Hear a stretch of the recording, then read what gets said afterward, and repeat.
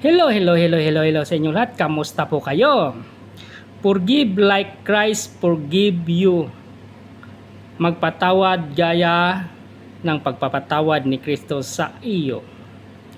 Ang pamantayan ng pagpapatawad ay hindi ang kabutihan ng pagkasala, kundi ang habag ng Diyos. Kung si Lord Jesus Christ nga ay nagpatawad ng ating napakaraming kasalanan, sino tayo para tumangging magpatawad sa iba? Ang hindi pagpapatawad ay hindi lang humahadlang sa ating relasyon sa kapwa, kundi humahadlang sa ating relasyon sa Diyos. Kapag tayo'y nagpapatawad, ipinapakita nating naintindihan natin ang biyaya ng Diyos. Ayan. Ano ang sabi niya dito sa Ephesians chapter 4 verse 32b?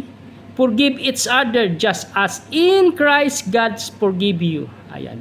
Salamat sa Diyos sa kanyang mga salita. At ingat po lagi. Ugaliin nating manalangin sa ating puong may kapal. At patawarin natin ang mga nagkakasala sa atin.